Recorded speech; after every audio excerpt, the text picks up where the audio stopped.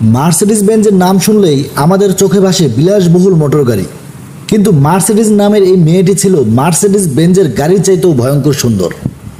Motor গাড়িতে কোনো প্রকার অবদান না রেখেই মোটর গাড়ির ইতিহাসে প্রায় 150 বছর ধরে টিকে আছে মার্সিডিজ নামের সুন্দরী এই নারীর নাম।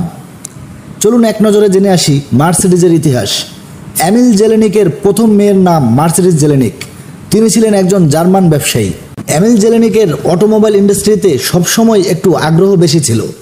1896 সালে তিনি একটি German automobile manufacturer company Daimler মোটরে ভিজিট করে সেখান থেকে তার নিজের জন্য একটি গাড়ি ক্রয় করেন। পরবর্তীতে তিনি ডেমলার মোটর থেকে কেনা সেই গাড়িটি দিয়ে একটি রেসে অংশগ্রহণ করেন এবং পরে গাড়িটি বিক্রয় করে দেন। 1899 সালে তিনি তার আদরের কন্যা মার্সিডিজের নামে একটি রেসে অংশগ্রহণ করেন। সেই রেসে সকলেই তার পারফরম্যান্সে মুগ্ধ হয়ে যায়, আর সেই বছরে তিনি 30টি গাড়ি বিক্রয় করতে সক্ষম হন। শুনতে মাত্র 30টি মনে হলেও এটি ছিল সেই সময়ে তার জন্য অনেক বড় একটি অর্জন। এভাবে তিনি তার রেস এবং গাড়ি বিক্রির উপর আত্মবিশ্বাস অর্জন করেন।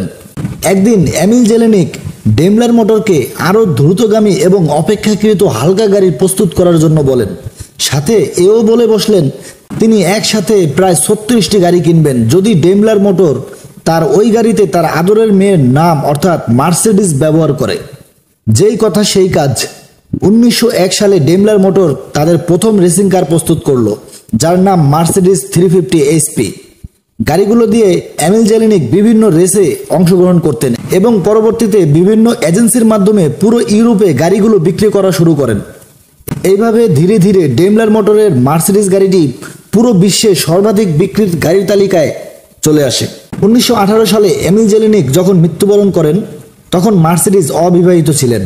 পরবর্তীতে মার্সিডিজের 2টি বিবাহ সম্পন্ন হয় এবং দুটোতেই বিবাহ বিচ্ছেদ ঘটে এবং 2টি বাচ্চা নিয়ে মার্সিডিজ একা থাকার সিদ্ধান্ত নেন।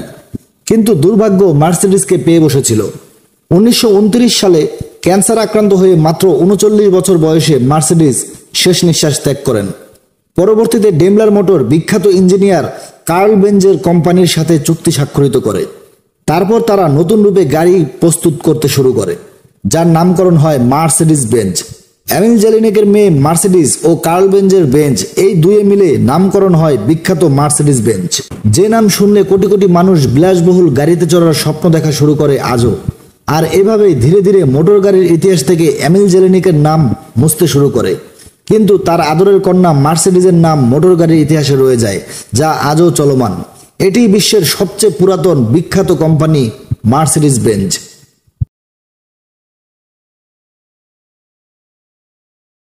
মার্সিডিজ জেলেনিকের এই ছবিটি নিয়ে অনেকের মধ্যে কিছু ভুল ধারণা রয়েছে।